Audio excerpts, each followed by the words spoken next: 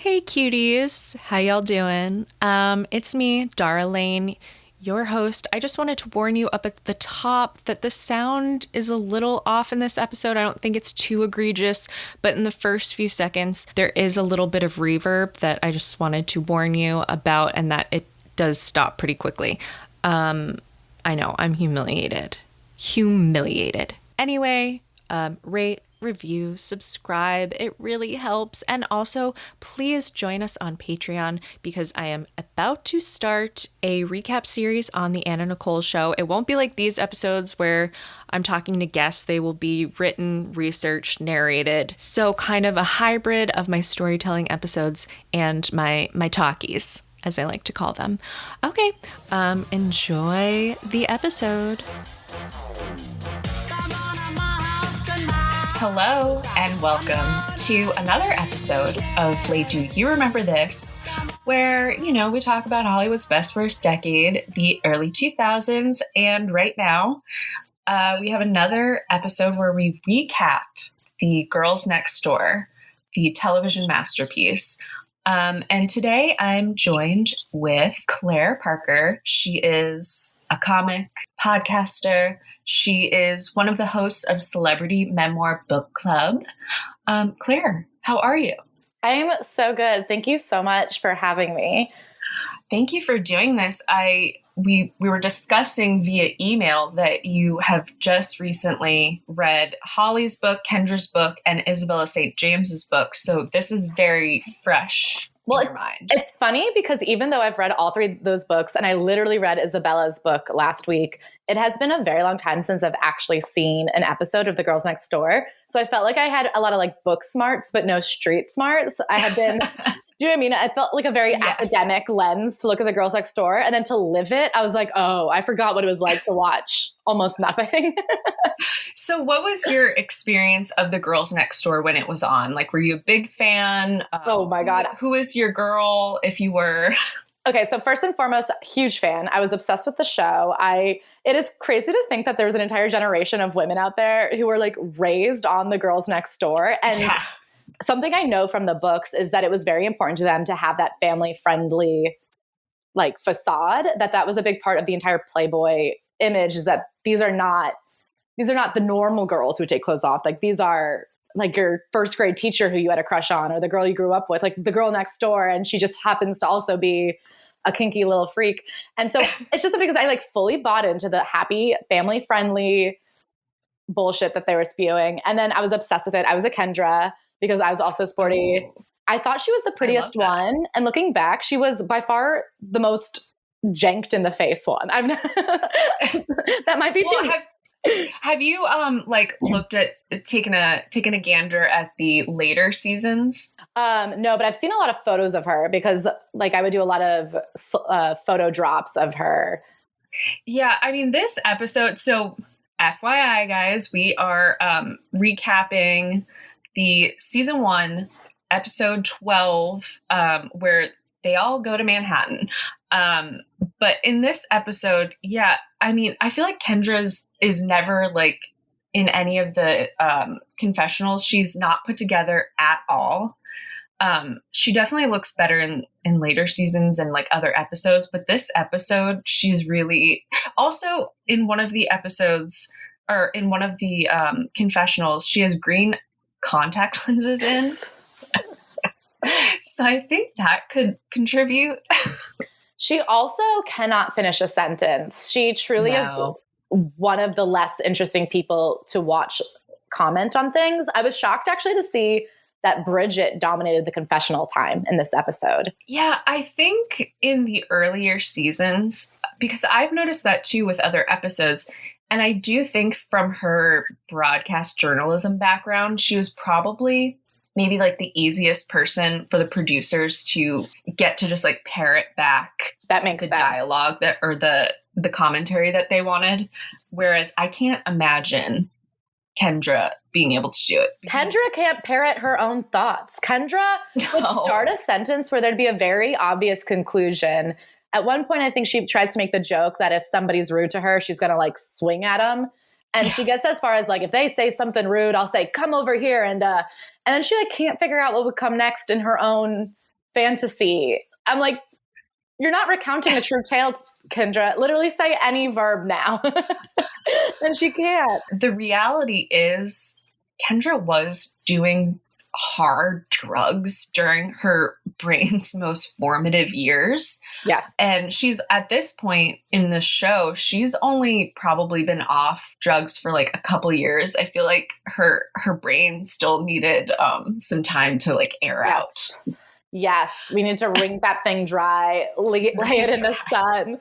Oh my God, before we get too far though, talking about growing up on the Girls Next Door, I wanted to share this one story of, I remember, I want to say I was in 7th grade, but maybe I was as late as 9th grade, but I was watching the Girls Next Door and my mom came in and she turned it off and she goes, "You are not watching that show. This is a feminist household." And I remember looking at her and being like, "No, it's not. I hate feminism. I love the Girls Next Door." God, I hope it was 7th grade. 9th grade is too late to be that dumb. But I remember being like so mad at her and I was like, "I cannot believe you're judging these people. I love this show. They're just a family." And I have to say, like, Mom, I see your point. Yeah. You might have been right. I'm sorry I was the way I was. I was just a horrible teenager.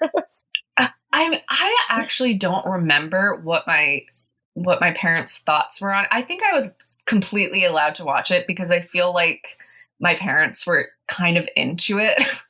People were really fooled. I have a friend who's like a deep Christian, like comes from a family where you get married a virgin at 22. And she's like, I would watch it with my mom. Somehow they really did like slip it in a spoonful of sugar. I don't know how they tricked all of America, but we were all there like, this is the new normal. Like we accepted them before we accepted gays. We were like, Hugh Hefner is a better husband than 2 gay men would be parents, which is like, really goes to show how the patriarchy has its hold on this country. We see this later in the episode where, they're talking to press about their brand new cover of Playboy where the girls are on the cover. And all of these people are asking them, such not hard hitting questions, but like personal questions. And Holly says in her book too, like, why wasn't anyone asking, are we okay? I mean, especially for Kendra, like a 19-year-old. Yeah. It's like, this is objectively weird that you are dating an 80-year-old. But I think people really didn't believe that they all had sex. I think that is like some sort of blinders people put on to tell themselves like, no, that those people don't have sex. I mean, maybe Holly and him have sex, but not the others. It's fine. So that's such an interesting, because it's something that comes up a lot in the books is that if you read Holly's book, her and I think also Kendra were absolutely sure that people believed them when they said they didn't have sex with Hef. And so something I think is ironic and like bizarre is I don't even think Hef wanted to be having sex with them. I think he felt he needed to do it less for his own pleasure and more to keep up the image of his Playboy lifestyle. Because I know Holly says as soon as the show picked up, they stopped having sex. As soon as the Playboy brand was back on top with this show, he no longer needed the sexual like validation of the girls because he had the monetary and fame validation of the Playboy brand being big again. And so I do think it's funny that I think he was having sex with them more to like live up to this image people had of him as a Playboy. But then the girls were all sure that nobody thought they were having sex. And so when they reveal in the book that they're having sex with him, they think it's like this giant reveal.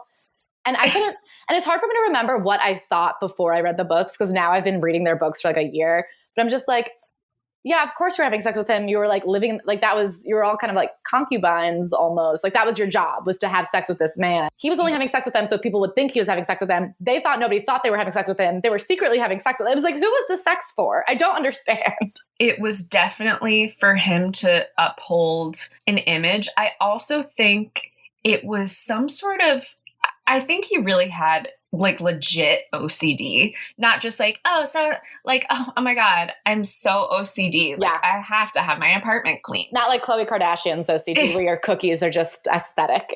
Yes. I think he had potentially like really legit OCD. And I kind of wonder, because he didn't always do these like sex routines where it's regimented 2 days a week. And this is how we do it. Like we have a group of people, everybody gets their 2 minutes, their 2-minute ride. Mm-hmm. That wasn't how he always had group sex and stuff, but it wasn't so regimented. I kind of wonder if when he got older, that sort of routine just had to be adopted because he didn't have the same sex drive, and he also like had to take Viagra. So it was like, we need to start it regimented. And then it just caught on where it's like, no, I have to do this. If I stop doing my weekly sex nights, then I am an old man. Yeah, and he loves a routine. I really could see that. He loves a routine. And it reminds me of, this is like a real deep cut movie fact, but when Dan Aykroyd played Britney Spears' father in Crossroads, apparently his role was that of like a former Navy guy. So something he would do is every day before filming, he would do a full sleeve tattoo on himself of like Navy style tattoos that were then never ever revealed in the film. That was just something he did for himself to keep in character. And I almost feel like that's what these sex parties were for Hef. Like he needed to be going through the motions to like maintain, you know what I mean? Fake it till you make it. Yeah. It's the work I did off screen. That he's very method. Exactly. He went to the Lee Strasberg School of Acting, and every day he would wake up and say, "Today I am a playboy." I think a big part of the sex nights being done away with is he had somewhere else to channel feeling young and yes, relevant again. And I'm sure by this point, it was such a welcome thing because he was so old. Can you imagine like having to saddle up to that twice a week at like 84? I also think the older he got, the more work had to be done to keep the women, quote unquote, loyal or like going through the motions of being loyal, like publicly seeming loyal. And I can't imagine it's not humiliating. Like obviously he's an egotistic, narcissistic maniac who's like allowed himself to live in this delusional bubble that he's created.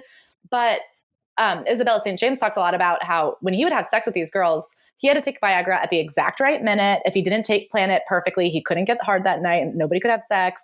Also that he frequently would lose his erection in between girls or while girls were on top of him. And so Holly would have to come in, and her big thing was with orally, she would get him hard again. And I just have to think that can't be fun for him. No. And this sex was only fun for him. Like not one girl ever had a good time having sex or got to any sort of destination with him sexually. So you have to think at some point you have to be tired of going limp in front of 10, 22-year-old blonde girls who you know can't be happy to be there. It's so punishing, and it's so indicative of, like you said, like how a narcissistic, delusional person he must have been, because that can't be enjoyable for anyone. Like, let's drop the charade. That's what I mean. It's hard for me to relate to because I feel like naturally my inclination is to think the worst things about myself and to be like worried that I don't know what other people are thinking about me. So I like really cannot even put myself in the position of being a man who's taking Viagra and paying 7 girls to have sex with him to be in a magazine and pretending that these are my legitimate girlfriends. Like that is so far removed from my train of thought. But you'd have to think at some point he'd say, it's too much for even me. I can't keep lying to myself. Yeah. And I think once Kendra moved in, I think the sex nights were pretty much like just the 3 of them. I don't think there were as many. There still were, like in Kendra's book, she talks about the only time she would have fun during the orgies is when there was a hot new playmate that was joining them and she'd just hook up with her. Yeah. But I think pretty soon after that, it was just the 3 of them. And I guess it's better to have your 3 closest watch you frantically try and get hard again instead of strangers. So let's just kind of like go through the episode. So the episode, like I said, they're on the cover of Playboy. So they're going to New York to do press. And we open, I feel like, in the same way that a million of these episodes open, where they're packing in the dead of night to get on a plane. I have a ton of questions about the packing. Kendra is outraged and actually says, quote, haters about being told she's only allowed 2 carry-ons. Yeah. And then they are in the biggest private jet I've ever seen. And so right there, I have some questions. I don't know if you have answers, but maybe we can work through it together. One, why couldn't she have not a carry-on, but a regular sized suitcase? 2, how much packing did she need for what I believe was a single night stay in New York? 3, who is telling them to limit their carry-ons on a private jet that could fit 40? Here's another question to piggyback onto that, is we see also Brian Alea, the house manager, packing all the food and stuff for, by the way, a 6-hour flight, probably less in a private jet. He's packing like 5 containers of dairy creamer, like non-dairy creamer for coffee, ice cream bars, tons and tons of food. And I'm just wondering, we can fit that. Is that why we can't have more than 2 carry-ons? Because the whole place is filled up with random food items? Like turkey sandwiches. I think it's like, you can't bring a pair of boots. We have 1,900 turkey sandwiches in the carry-on department. Yeah. I mean, I know that's his thing, but I was confused how many people, the amount of staff that goes into this trip did confuse me, because it seems like you would really only need one single assistant to pull a suit and pack it. Yeah. I don't know why he has an entire seamster, which is what I think a boy seamstress is called. I don't know why he needs a full-time seamster on his payroll, in addition to like multiple butlers. I've never really understood the finances of the mansion. Hef ended his life with not tons and tons of money, and I think he really drained Playboy dry with all of the spending he did, and they made him cut down on girlfriends spending and stuff like that. Yeah, it just seems so wild to spend all of that money on flying these people. Like, does Mary really need to be there? Or what about his like the guy he was playing cards with, which I think is his brother? Mm-hmm. Yeah, many of these things seemed unnecessary, or like they could have been done by one person. And I wonder who is the person in charge of getting them from point A to point B. Like, who's the assistant? Because I don't think it's Mary. No. Who is Mary? Who do you think Mary is really? I think she is simply someone who Hef felt very comfortable with. And so I think she was really just kind of like an enabler. Like, he liked having someone who, did her work. She was a secretary, answered the phones, told him what's up. And he just really trusted her and kept her employed. I also feel like because she was an older woman, a lot of the young girls who were like looking for a maternal figure in the house would come to her, and like idiots, they would tell her all their secrets. And she was Hef's henchman first and foremost. Yeah, I think it's interesting that everyone speaks so highly of her, Kendra, Bridget, and Holly. Yes. And I totally understand that. I think she was a mother figure to them. And I think it would be maybe too upsetting to them to like really realize that, she was in Hef's pocket. 100%. And I wonder if that's why Hef liked her so much, because I wonder if as Playboy left Hef's purview and became more Playboy Enterprises, that she was one of the few people to stay loyal to the old guard. And like, that was her value to him, is that she, like Christine, his own daughter, I know, who ran Playboy, was big on him cutting everything. And she could see clearly that his business model did not work for the 21st century. And I wonder if Mary was the only person sitting there saying, no, I think it's good that you spend $1 million a year on birthday parties. I think it's great that you've given every girl in LA a boob job. I think it's cool that, we have 1,700 turkey sandwiches on a one-day trip to New York City. Sure, we can't afford employees' salaries anymore, but what you're doing is important and good. I feel like one of her main jobs was dealing with the girls. And she also definitely, for years and years and years, was the one who would recruit new girls to come. I wonder if she was actually also someone who, like Christy, would say to her, okay, you need to convince Hef of this, because XYZ, this is not sustainable. Like, you need to tell him that he needs to cut these corners. And she would be the one to.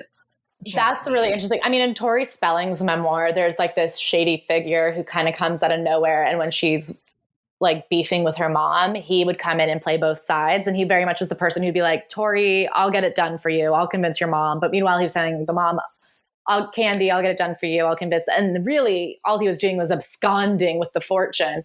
So I wonder if Mary had a bit of manipulation in it. And that's why the girls can't see it, because nobody could see it. I wonder if she was the shystiest bitch at Playboy.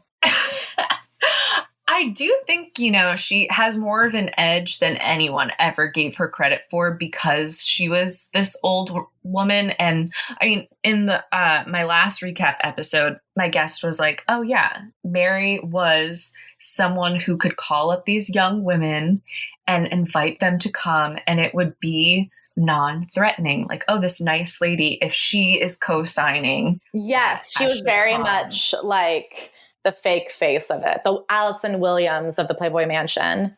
Yes. I also think you have to remember that, like, she wasn't always an old woman. When she started, I think she was a young woman. And for her to have held on to a career that tightly in an industry that was outwardly objectifying women at the time that she did, what was it, in the 1950s then? Like, that is a tough broad. You know what I mean? She is somebody that came from a world where maybe this was her only option. And in order, I think, to stay in it, she had to be a tough lady.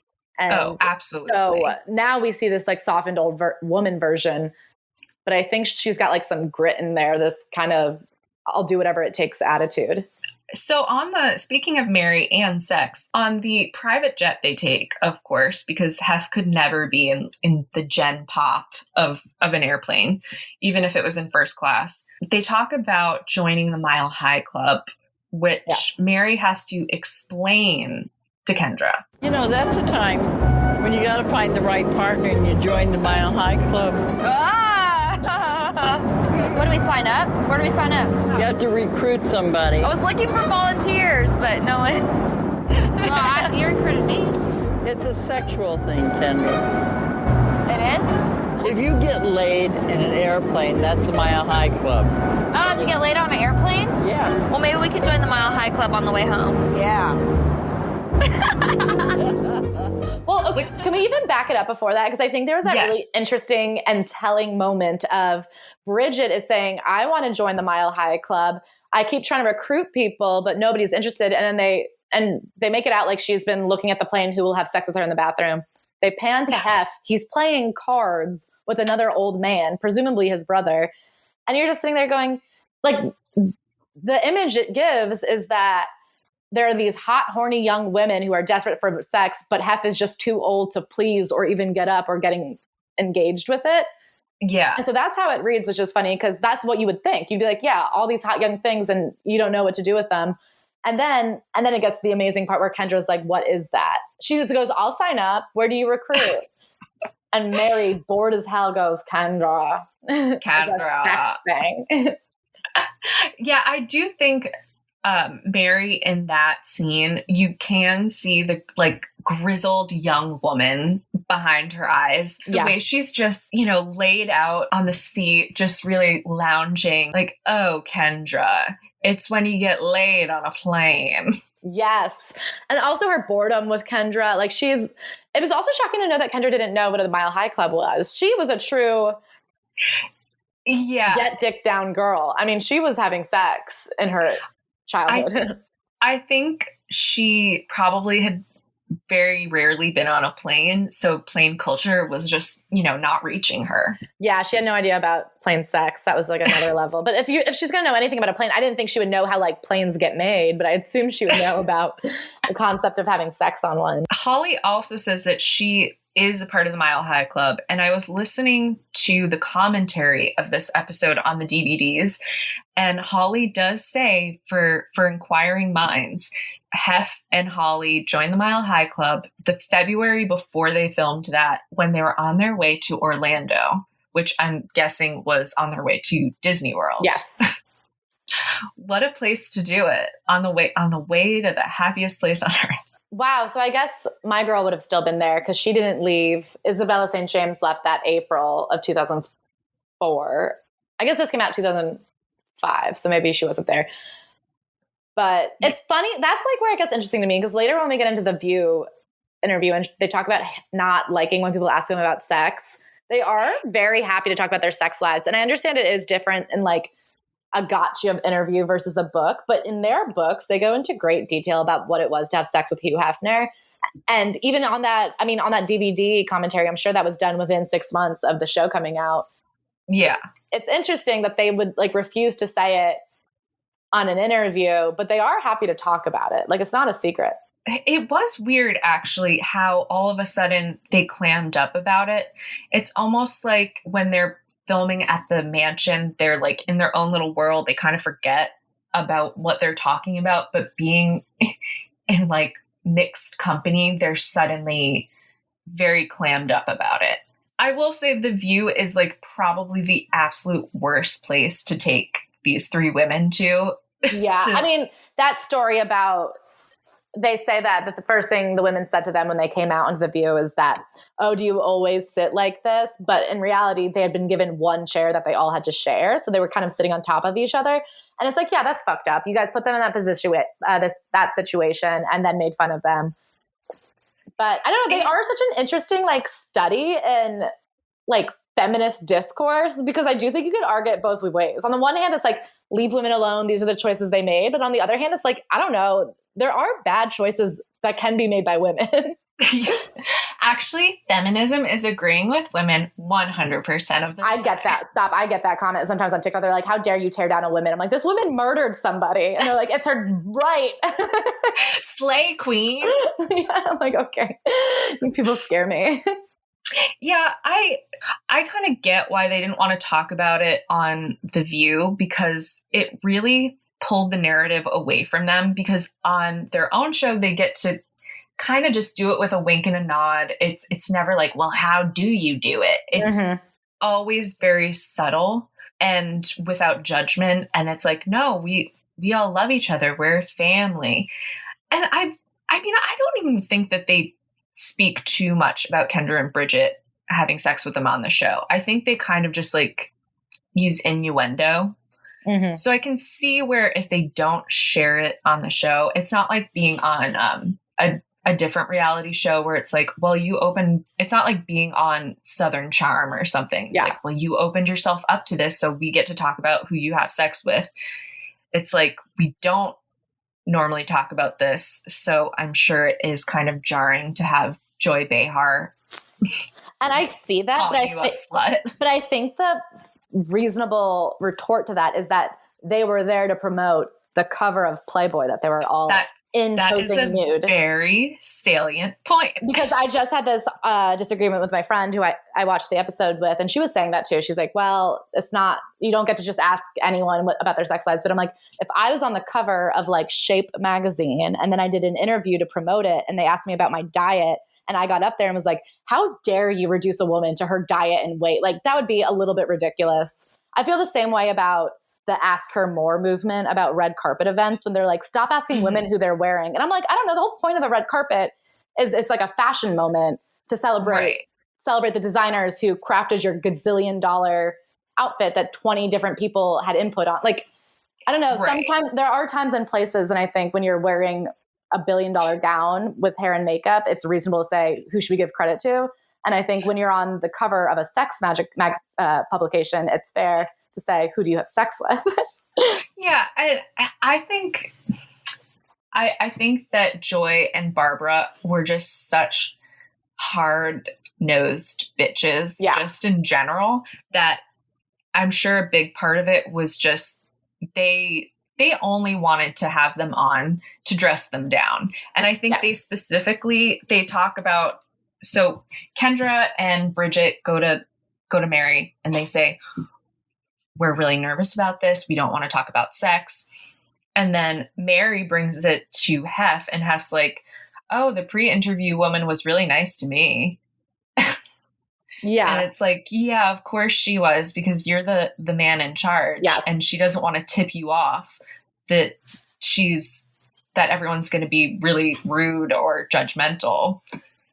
Not that they wouldn't go on anyway, but. No, and I think it's And because it's funny because I'm like, well, why did they do The View? That's such a bad choice for them. But I'm like, I'm sure Playboy approached The View. I don't think The View approached Playboy. Like, that's not how it works. And I do think it's unfair that they'd give Hef a pass and not the girls. But it's tough because I do think it's fair in general to ask them about sex. I don't think it's nice to come in wanting to make them look stupid. That's like, listen, give Kendra a couple minutes. She will make herself look stupid. You don't have to like push your hand. Exactly. Yeah, I thought the same thing about why would they choose The View. And I think at that time, especially in the early 2000s, like there was no other option than The View. Like you had to be on The View. It was such a huge show. I don't think this is in the episode. I think it's in the commentary. Apparently the next day on The View, they totally ripped the girls apart and they're calling them bimbos and sluts. So, I mean, it's hard. I mean, I do think that's wrong. Like, I don't think you need to be passing that judgment as a woman because like society is doing it. You don't need to help them out. I do see somebody like Joy Behar and like Barbara's frustration though, that they've like fought their whole lives to be seen as whole people. And here are women who have made the conscious decisions to be like reduced to girlfriends. Yeah, it's very second wave feminism, I think. Yes. And also they come from the generation like Gloria Steinem. I mean, Gloria Steinem is a peer of Barbara Walters. And, you know, all of those women of that generation hated him if they were like a feminist. They didn't subscribe to like the sexual revolution. This is so great. This is good for feminism.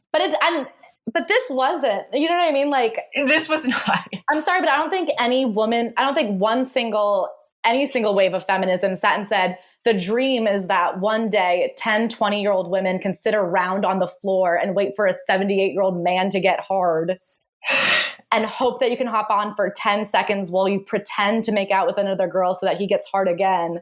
And that's the future we all fought for that opportunity one day to not come and not even really get wet, but to line up and take your merry-go-round turn on some old limp dick. Like, I don't know anybody fought for that future. Claire, you don't think that was progress? I'm so grateful to be given the opportunity to get herpes for the worst sex of my life. You know, in our parents' days, they only had the option of being a secretary or a teacher, and this was the third option. Finally, we get that third option. But like, I mean, you were saying earlier, I think in Holly's book, she's like, why wasn't anybody asking if we need help? And I feel like I might have some problematic views on it, but I've now read 3 of their books. And if anything has come out of it to me, sorry, I know we're supposed to talk about the TV. This will be my last topic thing. But if anything has come to me from it, it's that they all pretend that they were pursued or it just happened. Like one thing happened after another and they just tripped into this lifestyle of being a girlfriend. They didn't know how to get out.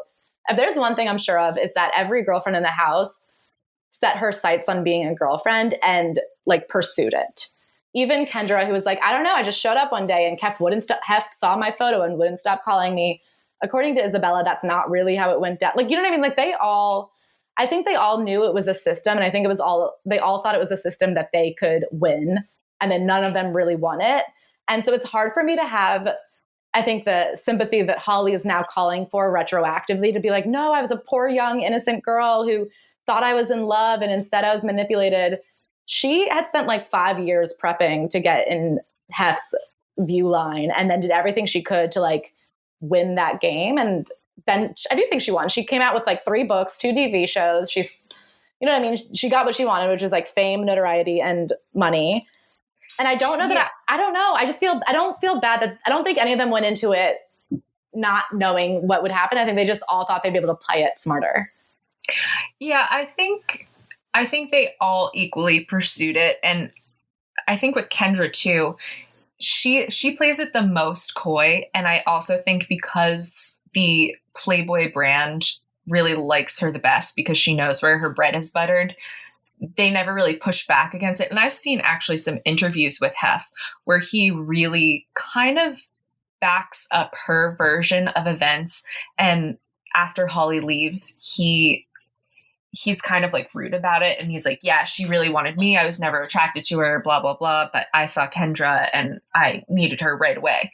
But yeah, according to Isabella's book, she knew exactly what she was doing. It wasn't like she just stumbled into working at the party. Like she pursued this, and she was also like a hustler. Yeah. You know? And I think Kendra played it the smartest because she was willing to be honest about what the situation is. Like, I have no problem with sex work. Like, if that's what you want to do, I just feel like she's the only person who came in and said, this is an opportunity for me to make some money, make a name for myself. I'll see what I can get. I'll see what I can get away with. And then when it doesn't work anymore, I'll leave. And that's what she did. And I think that's why she's the happiest.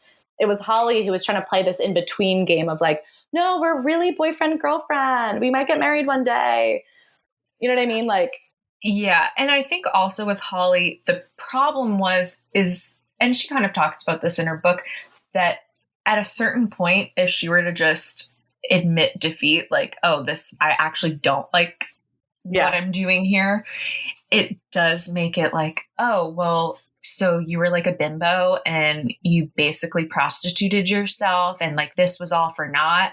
Like, worried that would be the backlash she would get when she, you know, with her tail between her legs goes back to Alaska or goes back to Oregon. So I can see that as well, where she really had to delude herself. I think the shame really locked them in those situations because Holly and Isabella are so cruel about actual sex workers in their books. The way that they treat women who escorted, the way that they look in disgust at any woman who was too greedy or took advantage or escorted on the side or was looking for another sugar daddy. Isabella has a friend, Emma, who's like, okay, this is about to come to an end. Who else could be my sugar daddy next? And Isabella's like disgusted by it. And it's like, well, Isabella, what is heft to you? Like, they're so, and I think it is like the shame makes them so cruel and judgmental to the other girls. And that is why I'm like kind of anti-Holly. I had a really hard time reading her book because she was so hateful towards the other women. I thought she was so like, everyone thinks Playboy girls are dumb. I'm not, but the rest actually are. And meanwhile, Isabella had a fucking law degree. I mean, Isabella was there at the same time as Holly. And you can't say that Isabella, who graduated from Pepperdine Law School, is dumb. Like, objectively, you just can't say it. And so the fact that Holly was like, it was hard for me because it's such a tough situation. And it was hard for me because I felt manipulated. But all the other girls, they actually were just dumb bitches. And you're like, okay, Holly, how can you not extend that sympathy or that empathy to anybody else? It like really turned me against her. Yeah, the shame really, they have to deflect and be like, oh, well, I'm not like that. And I think it's kind of why Kendra and Bridget sometimes had a problem with Kendra because, you know, Kendra was the type of person they didn't want to be. And they knew that that's how people looked at them, that they were frivolous and stupid and laughed too loud and bimbos. I mean, Kendra did come straight from being a stripper. So she was exactly what Heft had worked so hard to pretend none of these girls would ever be. Like, she was the accusation. She was the exact type of person that they were all conspiring to pretend like was not a part of Playboy. Well, it's funny because I feel like I'm like, well, they were essentially sex workers, and that sounds judgmental, but I'm like, but I don't judge. I have no problem with sex work. Like, if you see that as like a judgmental statement, that's on you. They were truly getting paid to have sex with him. I don't know how else to describe it. Yeah, they were, I guess because they used the word girlfriends, it's like they could kind of maneuver it as like, your husband gives you money when you need it. If you're not working, who's the person who, you know, gives you money and like takes care of you? Like, that's normal. And you also have sex with them. Is every non-working woman, you know, a prostitute? Yeah. But, you know, it's a little more complicated than that. But truly their value to Hef was their promotional abilities. It was the fact that more than being his girlfriend, they were promoting the Playboy image. I see them as almost shot girls, like they're round the clock promotional shot girls is essentially what they were doing. That was why it made sense to pay them and keep them on the payroll, because they were doing promotional value. They were essentially the face of the brand. And when the 7 girlfriends first started coming onto the scene in like 1999, 2000, I do remember seeing those pictures and kind of just assuming, oh, these are basically like promo girls. Like, yeah, I never imagined they actually lived there. They were like Gwen Stefani's Harajuku girls. Yes, exactly. I guess in theory they're being posited as Gwen's friends, but I'm like, I never once thought they were all getting together for birthdays and gossiping about boy problems. I'm like, I hope they're being paid. Just like I hope those girls were getting paid. I hope the girlfriends are getting paid. I hope the the Pussycat Girl backup dolls or whatever are getting paid. Oh, yeah. People should get paid. I mean, sure. Would it probably be preferable if it was, tax deductible? Yeah. I think the problem is they didn't unionize. I think the problem is they got paid like they were hourly workers. When I found out in Isabella's book that if they took a week to go visit family, they didn't get their $1,000 allowance that week, I was like, well, there's the problem. You guys need PTO. You need benefits. Like, you need to get Christmas off. Christmas off. I could not believe he made them spend Christmas with them. I have a boyfriend and I spend Christmas with my own family still. So that's not a... Yeah, that is so bizarre, especially because it's like, Hef, you do have a family. It's not as if this is some lonely man in a clock tower who has nobody else. No. He had he had kids across the street. Two kids across the street who are still young. He had his older children. He had his brother. I mean, he did not need to keep 7 women hanging around on Christmas. No, that was like so. They could have also very easily, a la influencers, staged those photos on December 20th. And then release them to the public. Nobody is time stamping your Christmas. And it's so bizarre too. I always thought it was really bizarre when Hef would mix his younger children with the girlfriends and stuff. And I can't imagine what his ex-wife was thinking when she would like come over for Christmas with the 2 boys. And it's like, and here are the 7 girls that you have to pretend are like a part of your family or something. Yeah. And the fact that, did you read in Holly's book, she says they would sometimes sleep in the one girlfriend room that had 3 beds. Imagine you're a young boy sleeping in your dad's 20-year-old girlfriend's bunk bed. It's so strange. Sorry, should we get back to the episode? I didn't mean to derail us with like questions of whether or not this is feminism. No, listen, we have to ask these tough questions, okay? This is a discourse. I do have a question for you. So you live in New York. Yes. And, we get to see one of the greatest restaurants of all time. Is that what you're about to say? Yes. It must have a Michelin star. It's where I would like to go for my birthday, but I can never get in. Of course. The wait list is 3 months long. Of course, we're talking about Jekyll and Hyde. Jekyll and Hyde is Bridget's favorite place in New York because it's all Halloween themed. Hey, let's get this freaky Frankenstein experiment rolling. Welcome to the club. My name's Miss Scarlet. I'm going to audition for the Playboys. That's what we're looking for. There's like freaky monsters and the maids come and dust you off. And it's just a really, really cool themed restaurant. We had such a good time there. I'd like to take a little more time and explore your feminine side. I have actually been there in my life. And I did go in 6th grade for a class trip style birthday party for one girl named Lauren. We all went in a stretch limo that could only seat 12 of us, but there were 25 of us. Oh, we went in. Safe. We were 11 years old. We were from New Jersey. I am from New Jersey. So I said we went in, we came in from a different state. And so if you're wondering who goes to Jekyll and Hyde, a bunch of 11-year-olds from New Jersey. That is, I think, the target audience for that. I did not go there and say, oh, we're out of place. I went and I said, this is who it's for. It's so funny to me how they're always trying to push this opulent lifestyle of like, oh my God, we're on our private jet. And then the one dinner reservation they have for this 24-hour trip is Bridget's favorite restaurant, Jekyll and Hyde, which like, how many times has Bridget even been to New York? And I feel like this is the only restaurant she goes to. I feel like she recommends it to her friends when they're visiting New York. She's like, oh, I love New York. You have to go to my favorite place. It's in this neighborhood. It's called Times Square. Oh, good. You're staying in Times Square? Perfect. You could walk to it. And then after that, you can go to Bubba Gump's Strip Company, get a sweatshirt. They saw Spam a lot. That was a tough ticket back in the day. That was a big ticket. I also could not imagine Hef and Kendra sitting through that. Oh, no. Hef was asleep for sure. And Kendra probably went to the bathroom and like put gum on the toilet in the shape of a fuck you. Of course, Holly and Bridget, I'm sure, were absolutely tickled. They had their little bunny puppet that they clutched all the way home. I almost wonder if they kind of just showed them going in and then they turned right back around and left. You know what I think they did? This is what I think happened. They went to the show and they left at intermission. That makes a lot of sense to me. Just the way they do with all parties.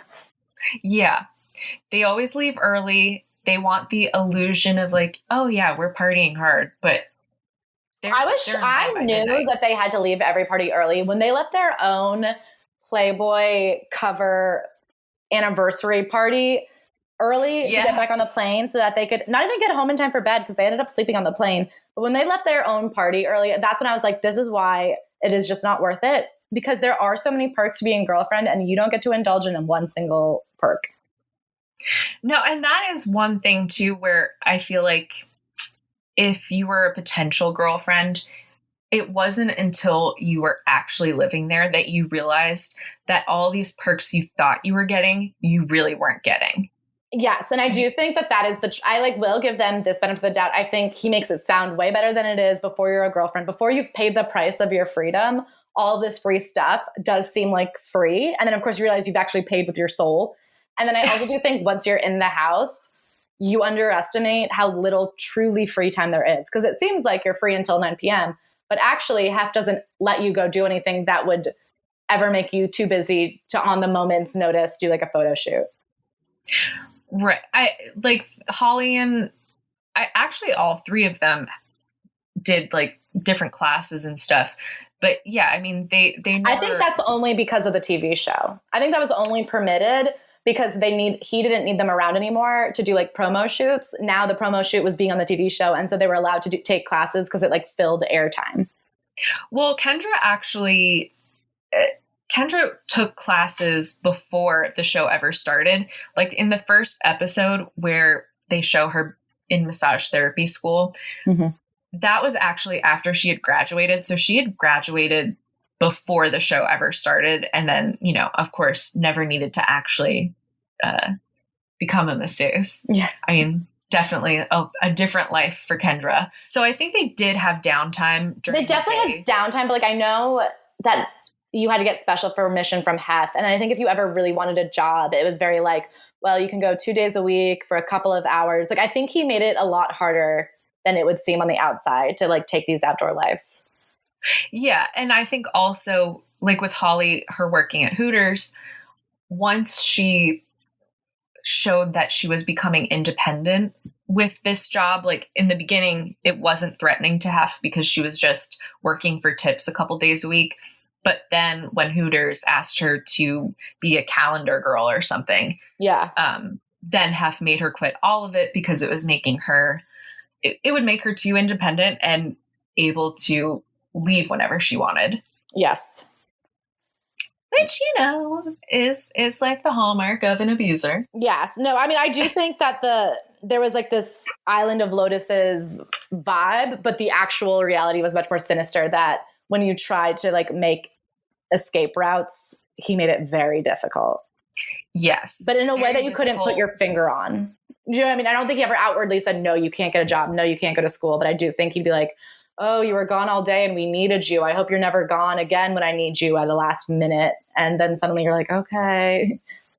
And Holly talks a lot about how he had, you know, crocodile tears and like, oh, you really hurt my feelings that you weren't there for this thing and blah, blah, blah. Like, I'm sure, I think a lot of it, I think he was a smart enough guy to know how to get around really looking bad because he was so obsessed with his image. So he knew how to get what he wanted without tipping his hand to the outside world or even to the women sometimes that like he was pulling the strings and just manipulating them. And I think that's why Kendra was able to be so successful at the house, because she's like unmanipulatable in the sense that she truly does not give a fuck about anybody but herself.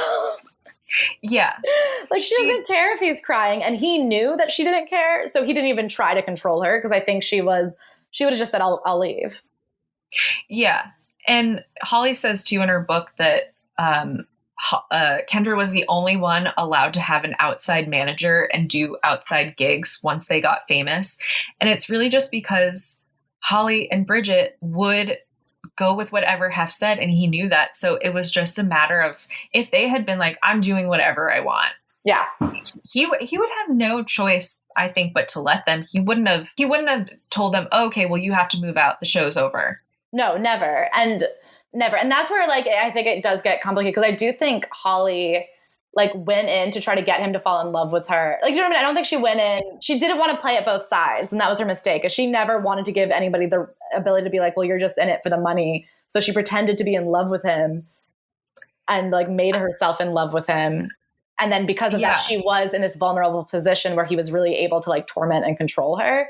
Whereas Kendra was like, I don't care what you call me. I'm here to get money, then I'm going to leave. And she did. Yeah. Holly allowed herself to really buy into the whole world. Whereas Kendra always had one foot at the door, and he knew that. And Bridget, I feel like Bridget was somewhere in between them, because Bridget also could have done the things that Kendra was doing and gotten away with it. But she was still so worried about making him mad or making him unhappy. But she still had an awareness. Like, if you watch her screen test for The Girls Next Door, it's on the DVDs. She talks about how, like, oh, this is great because I just feel like I have a lot of stuff to keep me busy. I like to do arts and crafts and creative things, and I'm taking this opportunity to try and pursue all those little things that I couldn't do if I had a normal career and life back home. I think Bridget is deeply conniving and got exactly what she wanted. She's one of the few women on earth who, like, wanted exactly what she signed up for. Because, I mean, in Isabella's book, she goes into it more than either Kendra or Holly, but I didn't realize she was married when she was at the mansion. That she had, according to Isabella, she had been given 1 year by her husband to go try and make it in LA. He was footing the bill for her to, like, give it her all. She was dating a manager who Isabella said a lot of people dated, hoping that he would connect them. She moved from the manager to Hef. She, like, wiggled her way in by kind of being Holly's lieutenant. And she's the only one who didn't go on to do more, really. I guess she has her ghost podcast, but I think Kendra and Holly had bigger ambitions, but all Bridget really wanted to do was just have the day to herself, and she fucking got that. So she was, like, happy as a clam. And how can you blame her? Like, honestly, I don't know. Maybe I would do the same thing just to, do my crafts. Yeah. I guess if I loved play crafting some that much. Sudoku and call it a night. I wish I could be that satisfied by a Sudoku. Claire, do you have any other thoughts on the episode, thoughts on Girls Next Door? I mean, this is really an interesting guest to have, because I've never had a guest that has had your perspective. So it's nice having did I sound like a slut-shaming hater? No, you didn't. But I think most of the people I've talked to have had the same opinions across the board. And it's nice having another side to the discussion, I guess. And I feel like because I've read the books and I've seen the way they've judged each other, and I've been able to, I'm very critical when I read their books of, like, what is the narrative they want to spin about themselves. And maybe this is super progressive of me, but I do somewhat reject the notion that all women are just dumb, poor little idiots who show up in situations and then get manipulated beyond their control and, like, have no say in their own future. I think people make choices sometimes that are bigger than what they realize. Like, they bite off more than they can chew, and it's unfair. And I think Hef is truly a bad person. Like, I think he's, like, a disgusting man who's, like, I don't think your whole life should ever be about having sex with 10, 20-year-olds. So he's disgusting. But I don't know. I don't think it is as simple as these poor innocent girls got just abused and gaslit by Hef. I think they, like, went in and it was bad, but I think they went in thinking they could come out on top. There was, there's nuance there. and you know what? They did come out on top. I mean, if Kendra wasn't on top, then why did she have a TV show called Kendra on Top? I mean, listen, it's Holly's world. Kendra's on top, like, the world at their feet. And Bridget's still doing crafts. So, and Hef is dead. So who won? Exactly. Well, thank you so much for having me. I hope everybody doesn't hate me. No. Tell everyone where they can find you. Well, my podcast, if you want to hear more women-hating perspectives, is Celebrity Memoir Book Club. And then my Instagram is Claire the Scare. And that's pretty much everywhere I am. There's other places, but those are the main ones. Well, actually, like, what's your physical address? Because literally people want to be able to Can I tell you, you're really tricking me right now because I did used to always give my physical address on my podcast. And then finally someone had to be like, you have to stop doing that. You're going to get murdered. You did? I used to really have this idea that nobody was listening. And as our new podcast is kind of blown up, I had to be like, oh, no. Thousands of people are listening. Like, I cannot keep hurting myself. So not this time. Was this like in case people wanted to send their thoughts and questions like via snail mail? Well, the problem was because this guy I knew lived literally across the street, and then to drive home how close he lived to me, I would give both of our addresses to prove that we were just like one number off from each other. So he really was across the street. And so it wasn't even for my safety. People were like, you can't keep giving that man's address. He has been on TV. Like, he was like a comedian with TV credits. And they were like, you are going to get him murdered. Shut up. Well, I'm glad you're not giving out addresses anymore. I'm glad I didn't trick you into just like spilling that out. But I did recently find out that my phone number was on the phone button on my Instagram. So until like a few weeks ago, you could have just gone to my Instagram and then from there called me. And honestly, if you called me and asked for my address, I would have just given it to you on the phone. I'm very accessible. Well, you have to be accessible in this day and age. The fans want to get to you. Call me, beat me if you want to reach me. Yes. All right, Claire, this was so fun. Thank you so much for doing this. Thank you so much for having me. This was so fun.